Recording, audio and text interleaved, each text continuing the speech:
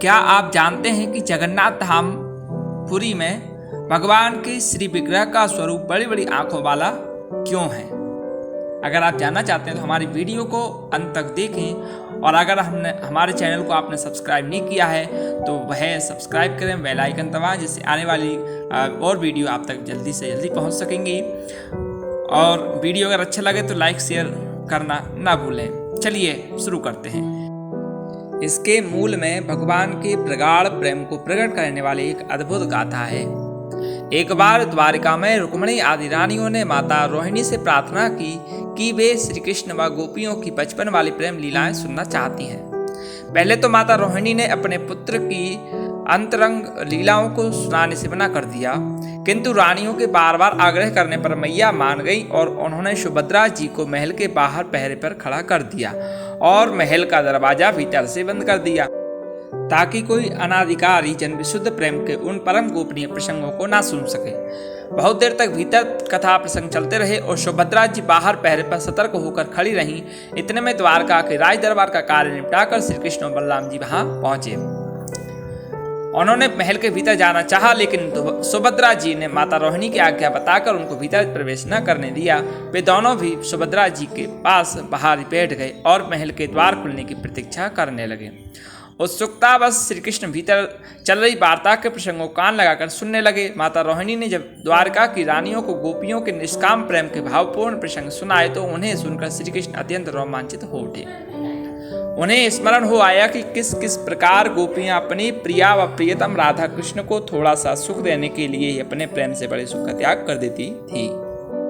कैसे कैसे गोपियों ने मेरे प्रेम के लिए ना लोक लाज की तनिक भी परवाह की और ना वेद शास्त्र का डर रखते हुए नरक आदि की ही चिंता की। कोई गोपियों के परम प्रेम के दिव्य भावों की वार्ता सुन सुनकर श्री कृष्ण भावावेश में संकुचित होने लगे। मधुर भाव की सब लीलाएं मानो साकार होकर उनके समक्ष घूमने लगी थी। गोपियों के परम त्याग की बातें सुन सुनकर उनकी आंखें आश्चर्य युक्त मधुर भाव के आवेश में फैलती ही चली गईं और अंततः श्री कृष्ण महाभाव की परम उच्च अवस्था में प्रवेश कर गए। उनका सारा शरीर सिकुड़ चुका था, शरीर के शेष अंग शिथिल होकर छोटे पड़ गए, परंतु उनका चेहरा दमकता ही जा रहा था। आंखें लगातार फैलती ही चली गईं। श्री दाऊ जी ने श्री कृष्ण की अपूर्व दृष्टि उस दशा को देखा तो बाल सखाओं की स्मृतियों में भगवान का इतना प्रगाढ़ लगाव देखकर वे भी परमानंद दशा से महाभाव में प्रवेश कर गए। उनका भी चिंतन भगवान से एकाकार हो जाने से उनकी शारीरिक दशा भी श्री कृष्ण जैसी हो गई। अपने ही चिंतन में खोई सुभद्रा जी ने जब अनायास ही अपने दोनों भाइयों को परम प्रेम की अवर्णनीय अवस्था में देखा तो उनके भक्त वत्सल व प्रेमानुरक्ति के भाव का चिंतन करके सुभद्रा जी भी तल्लीन होने लगीं और देखते ही देखते वे भी तदारूप हो गईं। उनकी भी शारीरिक दशा दोनों भाइयों जैसी ही हो गई।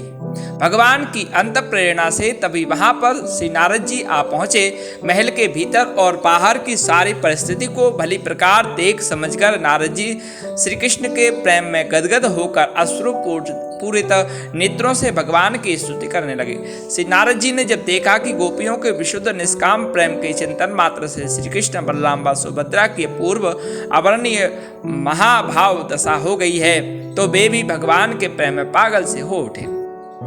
भांति भांति की स्तुति करते हुए बड़े प्रयत्नों से नारद जी ने भगवान को अपने सामान्य स्वरूप में लाने का यत्न किया और भगवान को सहज हुआ जानकर भक्त वत्सल नारद जी अपने अश्रुपूरित नेत्रों से भगवान से प्रार्थना करने लगे। हे श्री कृष्ण, मैंने परम आनंद मग्न हुए महाभाव में निमग्न हुए विस्फारित नेत्रों वाले आपके जिस अति विशेष विग्रह के दर्शन किए हैं, आपका वह रूप विश्व इतिहास में बड़े से बड़े पुण्यात्माओं व आपके भक्तों ने भी कभी नहीं देखा होगा।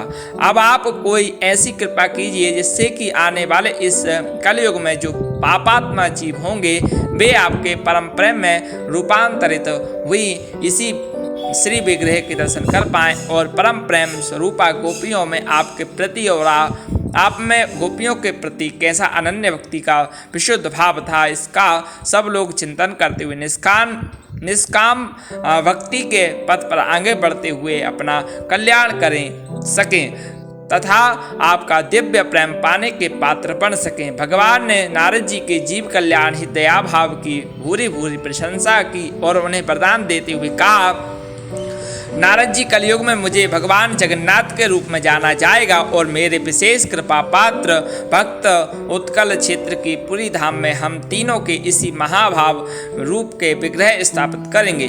कलयुग में भी अपनी परम प्रेम की महाभाव दशा में ही बलराम और सुभद्रा के साथ सदा जगन्नाथपुरी में रहते हैं। दुनिया में सबसे कीमती गहना हमारे संस्कार हैं। जिंदगी में सबसे अच्छा साथी हमारा मन है। कथाएं बहुत हैं, हरि अनंत हैं, हरि कथा अनंता हैं। हमने पढ़ा था वह आपको समक्ष उपस्थित किया। आपने वीडियो देखा इसलिए धन्यवाद। हमारे वीडियो को लाइक शेयर करना ना भूलें, सब्सक्राइब करें हमारे चैनल को।